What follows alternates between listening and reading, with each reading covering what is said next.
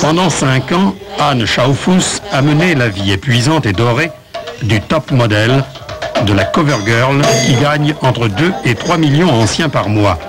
Et puis un jour, à 26 ans, elle a renoncé au caviar, au champagne et aux jets intercontinentaux. Oui, je suis heureuse.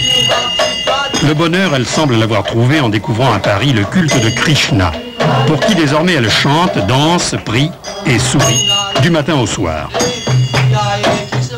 Krishna est un nom pour Dieu.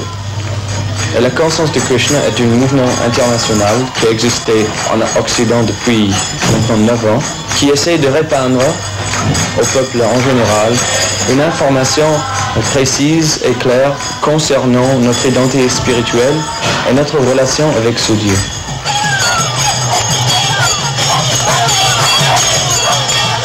On ne vient pas à la conscience de Krishna sans être au moins un peu dégoûté avec le monde tel qu'il est.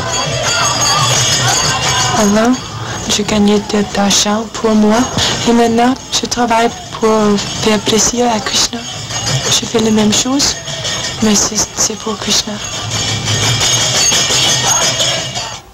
Si c'est la première fois que vous venez au temple, vous ne savez certainement pas très bien. À 4h30, on commence avec une période d'environ 2 heures de méditation et de prière.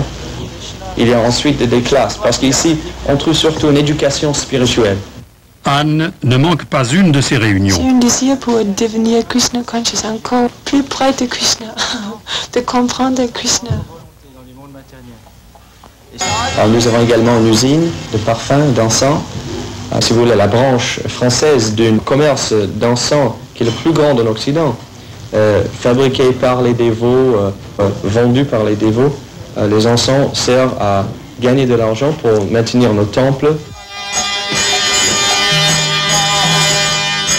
Un bhakta de Krishna ne mange pas de viande. Mais ça pour plusieurs raisons. Parce qu'il est non violent, il ne veut pas tuer les animaux.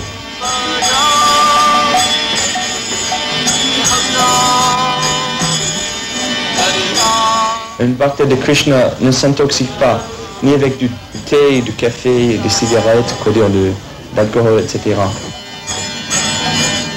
Un bhakta de Krishna ne fait pas des rapports sexuels dehors de la mariage, c'est-à-dire sans en but d'avoir des enfants pour les élever dans la conscience absolue.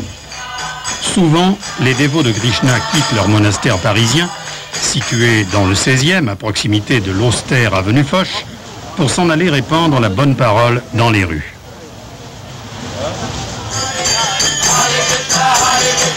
Si le président, il voudrait que je vais travailler parce que Krishna a besoin de cet argent.